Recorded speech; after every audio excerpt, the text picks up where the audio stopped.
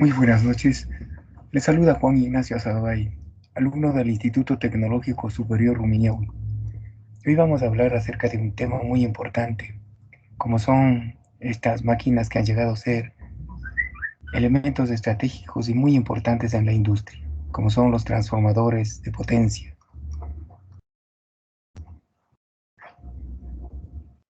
El transformador. El transformador es probablemente una de las máquinas más importantes que se ha inventado. Este dispositivo puede reducir o elevar el voltaje, así como corriente en un circuito de corriente alterna, lo cual permite transmitir energía a través de grandes distancias y distribuirlas de manera segura en industrias y hogares.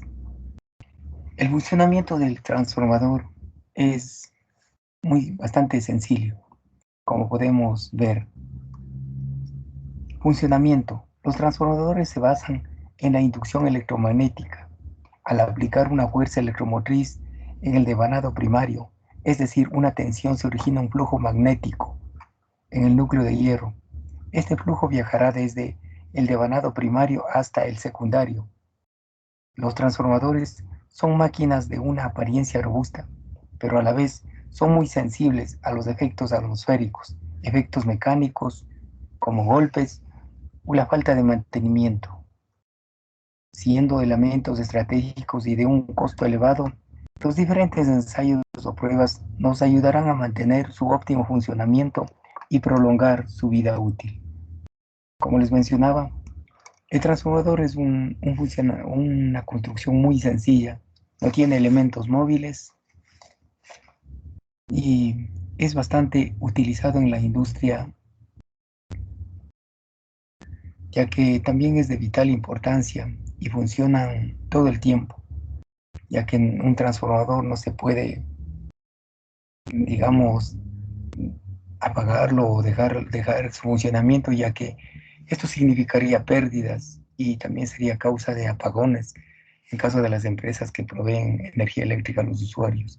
Entonces, una de las maneras para tener un óptimo funcionamiento de esta máquina es el correcto mantenimiento y un adecuado ensayo. Puede ser preventivo o correctivo, pero tampoco hacerlo funcionar, digamos, a un 100% de su potencia. Se recomienda hacerlo trabajar, digamos, a un 80% de de su potencial, digámoslo así, ya que un sobreesfuerzo también acortaría su vida útil. Una de las pruebas, hablaremos, por ejemplo, de las pruebas en vacío. También una de las pruebas es las pruebas de cortocircuito, las pruebas de rigidez eléctrica y las pruebas de impulsos. Son una de las muchas pruebas que existen para este transformador de potencia. Por ejemplo, empezaremos hablando acerca de las pruebas en vacío, también denominado pérdidas en el hierro. Consiste en alimentar uno de los dos lados del transformador con el voltaje nominal. Este trabajo se recomienda realizar la conexión por el lado de baja tensión, ya que, o sea, por seguridad para la persona que lo está realizando. Y también por el lado que se está haciendo la conexión, como podemos ver aquí, se recomienda instalar, digamos, un voltímetro, un amperímetro y un batímetro, ya que con estos tres elementos podemos conocer, por ejemplo, con el voltímetro nos dará a conocer, muestra que el voltaje en vacío, de vacío, el cual será el voltaje nominal. El amperímetro nos dará a conocer la corriente en vacío, el mismo que suele ser un valor aproximado al 5% de la corriente nominal. Y el batímetro marca las pérdidas de vacío, lo cual son pérdidas por histeresis, la cual se origina por magnetización y desmagnetización de los materiales, y las corrientes parásitas, que también son causadas por inducción. Aquí podemos ver una conexión, digamos, para una prueba en vacío. Entonces, que nos da a conocer más que todo las pérdidas en el núcleo de hierro. Ahora hablaremos de las pruebas en cortocircuito. Consiste en cortocircuitar los dos extremos del transformador. Como podemos ver aquí está hecho el cortocircuito en el bobinado secundario. Y se consiste en cortocircuitar uno de los dos lados del transformador y se las realiza para medir las pérdidas que se producen en el cobre y la tensión de cortocircuito. La medida se puede realizar haciendo circular una corriente al 50% y 100% de su valor nominal con una fuente que se pueda variar el voltaje de entrada. Con la fuente de tensión en cero, poco a poco iremos incrementando el voltaje hasta que el amperímetro indique que está circulando la corriente nominal del devanado, por donde se está realizando el ensayo. En el momento que el amperímetro marque que la corriente que hay es la nominal por alta tensión, se deja de aumentar el voltaje. A este voltaje que provoca que circule la corriente nominal la llamaremos voltaje de cortocircuito. A esa corriente nominal la llamaremos corriente de cortocircuito. Mientras que al valor en el batímetro lo llamaremos potencia de cortocircuito, que no son más que las pérdidas nominales en el cobre.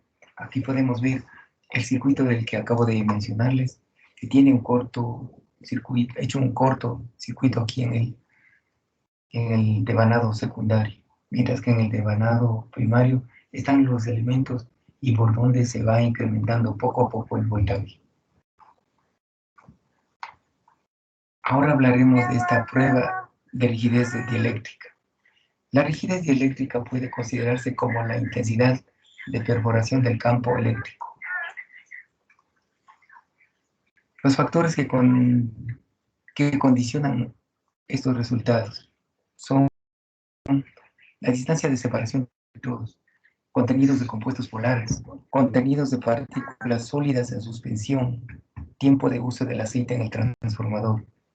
La rigidez dieléctrica es una medida de la capacidad que tiene un aceite dieléctrico para soportar esfuerzos eléctricos. El valor de la rigidez dieléctrica sirve principalmente para indicar la presencia de contaminantes como agua y contaminación. Otro tipo de contaminación sería, por ejemplo, en el interior del transformador existe un papel que es muy importante para el aislamiento de los devanados, como lo es el papel crack, el mismo que por la presencia de humedad en el aceite o el sobrecalentamiento de los devanados produce que este papel se debilite y las partículas de este papel crack que se mezclan en el aceite son causas de un mal funcionamiento ya del transformador.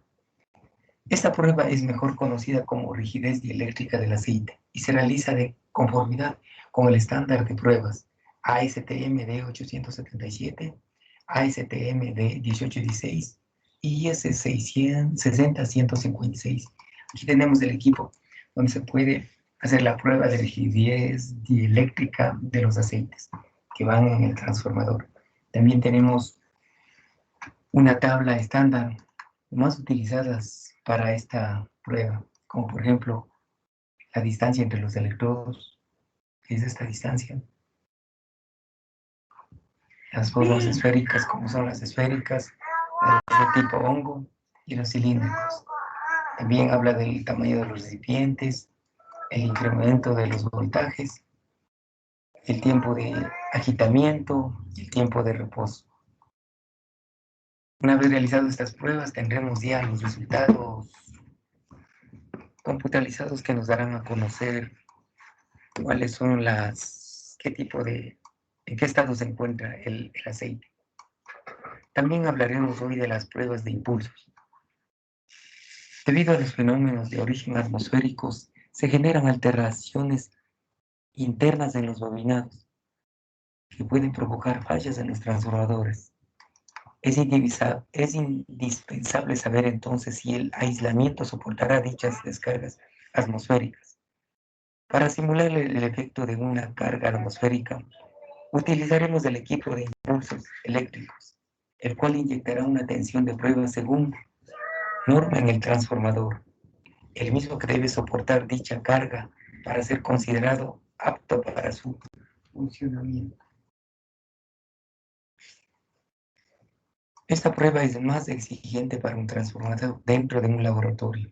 Luego se realizará una de las pruebas básicas para saber si el transformador está operativo. Dentro de las pruebas de, digamos, de un laboratorio también existen las pruebas de tipo, que son las pruebas que se realizan para determinar la capacidad de un diseño en particular. Estas son las pruebas más exigentes. Las pruebas de tipo se realizan solo en un transformador para justificar el cumplimiento de las especificaciones en equipos del mismo diseño.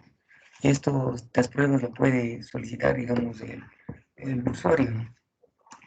También existen otras pruebas que lo hablaremos más adelante, como por ejemplo son las pruebas de tensión aplicada, las pruebas de calentamiento, que también es una prueba muy importante, que determina el calentamiento final de los bobinados, como les mencionaba antes, que son causa del deterioro del papel craft en el interior del transformador.